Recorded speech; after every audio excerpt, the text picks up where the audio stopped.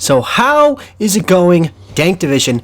Dank Dan here, and yeah, I know, been gone for a little while, but that's besides the point. And with Season 4 Reloaded pretty much right around that corner, we're not actually going to be talking about Season 4 Reloaded. We're instead going to focus on something a little bit different.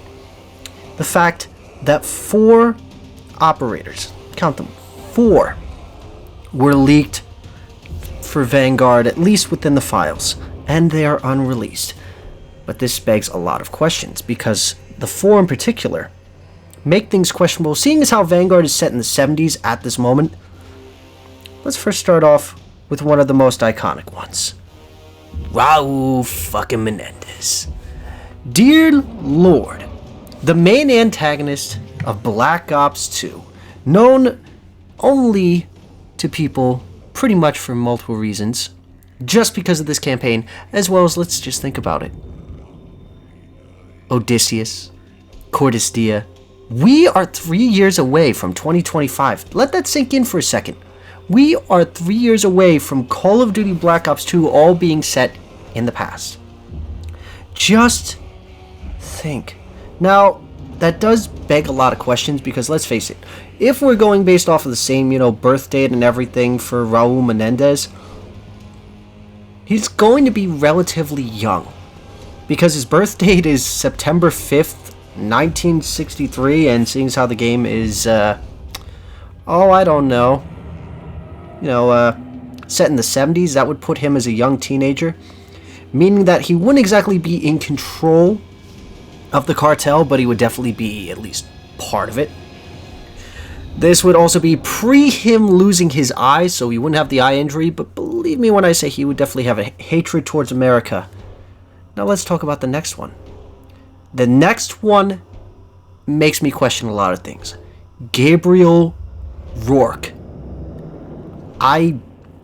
Oh my god, never in my wildest dreams did I ever think I would ever see that name again.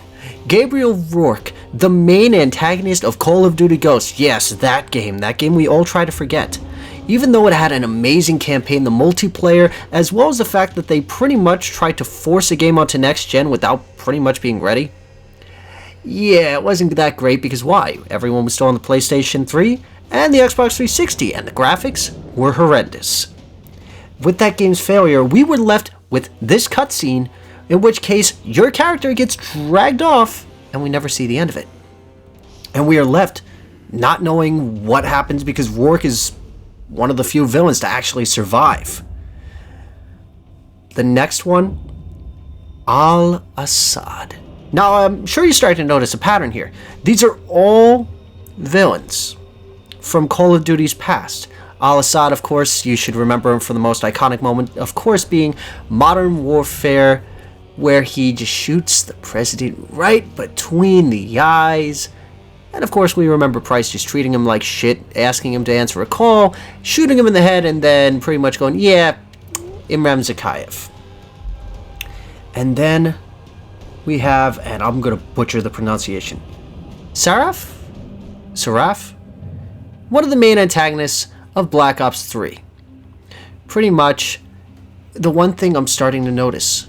These are all operators who would be far too young to have that much of an effect in the 70s. But let me tell you where they're not going to be useless. Think about this. Again, 3 years away from 2025, Call of Duty Modern Warfare 2 being set in 2022. Rourke would more than likely be alive if we're going to actually throw him into the storyline. Menendez is yet to be seen in person. We have only seen him in an image in the cartel map of Black Ops Cold War. Al Asad, we have only ever seen video footage and a couple of images. We've had a name drop, but we haven't gotten a chance to go toe-to-toe with them this time around. And as for the Black Ops 3 antagonist, I don't know. That's kind of an interesting thing to start pulling a triad into this. But that begs the question, what is their endgame? Because it almost makes me wonder a couple of things about having these 4 names get dropped. Menendez being the cold and calculated man who pretty much destroyed the US from within. Rourke destroying the ghosts one by one. You want to tell me that that wouldn't be the greatest betrayal of all time? Al Asad, of course, being the man who pretty much sparked the start of what would lead to the entire Modern Warfare trilogy. And then the Black Ops 3 attack. I'm sorry, that campaign's just forgettable. They're just a few words that I remember from that campaign, and they're train go boom. So with that being said, I want to see in that comment section down below, why do you think these names are being found in the files? And more importantly, if you watch this video all the way to the end, please, for the love of God, support the original man who leaked this. I will leave a link to his Twitter above pretty much everything except for the description to this video. Please show that man the love and support, because a lot of people tend to tend to just take credit for the work he's done and give him absolutely none of it. So with that being said, if you found this video helpful, don't forget to drop a like and leave a comment down below. What antagonist from COD's past would you also like to see? Whether it be as an operator or to play a part, whether it be small or big, in Modern Warfare 2. I'm looking forward to seeing that comment section. Don't forget to follow us on all of our socials. You guys have a wonderful day, night, whatever you're doing. Do it wholeheartedly. And of course, as always, this is Dank Dan, signing off. Get them to hit that subscribe button, Dank. It's the only way we can figure out the numbers. 15. What do the numbers mean, Dank? We're wasting valuable time.